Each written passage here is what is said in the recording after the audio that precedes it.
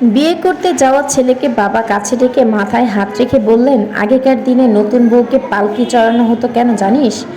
তাকে তো গরুর বাড়িতেও আনা যেত, তা না করে পালকিতে ওঠানো হতো। সে কতটা সম্মানিত তা বোঝানোর জন্য।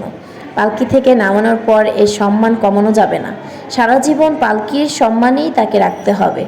নতুন বউ পালকিতে উঠে কি করে জানিস? কাঁদে। কেন কাঁদে? শুধু ফেলে আসা আত্মীয় স্বজনদের জন্য না, নতুন জীবন কেমন হবে সেই ভয়েও কাঁদে। তোর চেষ্টা হবে পালকির কান্নাই যেন তার জীবনের শেষ কান্না হয়। এরপর আর মাত্র দুটো উপলক্ষে সে কাঁদবে: এক, মা হওয়ার আনন্দে; দুই, তুই মারা গেলে।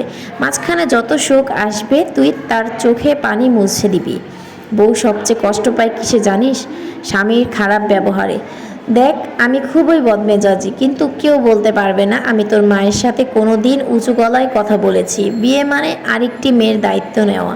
এটা ঠিকভাবে পালন না করলে সৃষ্টিকর্তার কাছে দায়ী থাকতে হবে।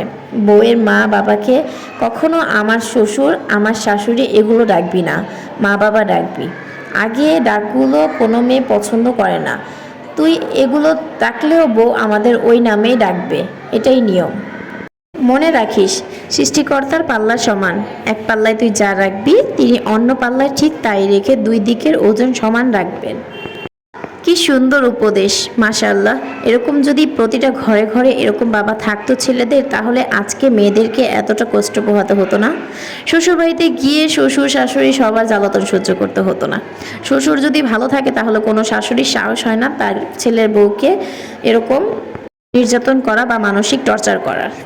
বা কোনো স্বামীও পারে না তার বউকে এরকমভাবে নির্যাতন করতে, যদি তার বাবা তার এরকম সুন্দর উপদেশ দিয়ে থাকেন।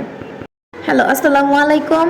আমি Jhumur Keya from my page blog by Jhumur Keya. সবাই কেমন আছেন? আলহামদুলিল্লাহ, আমি খুব ভালো আছি।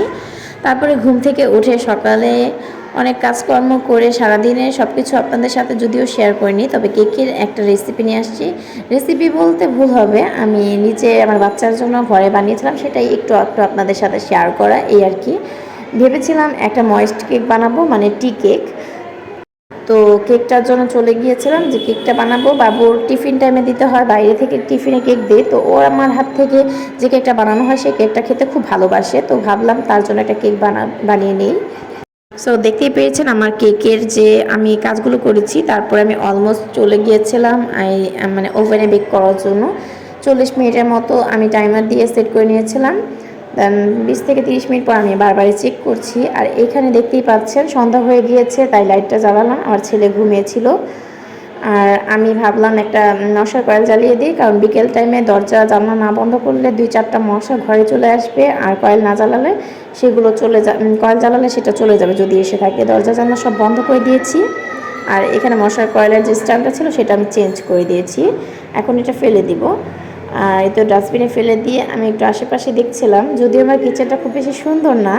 সো কেক বিট করার পর এখানে অনেক পাশে লেগেছিল আঠালো, কেকের বিটারের যে পুর লেগেছিল সেগুলো একটু মুছে নিলাম, কারণ বিটারটা সরিয়ে নেব আমি।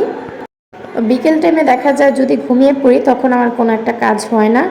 সো ভাবলাম আজকে না ঘুমিয়ে এই কাজটা করি।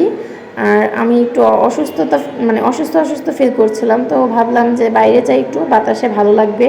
দেন জুতো পরে চলে গেলাম বাইরে। এই কাপড়গুলো ধোয়া হয়েছে, আজকে ধুয়ে শুকাতে দিয়েছিলাম, তো দেখতে আসছি যে কাপড়গুলো শুকেছে কিনা। চাদরটা অলমোস্ট শুকে গেছে, তাই চাদরটা তুলে নেব আর একটু হাঁটাহাঁটি করব। হাঁটাহাঁটি শেষে আমি ঘরে গিয়ে দেখলাম আমার কেকটা অলমোস্ট হয়ে গিয়েছে।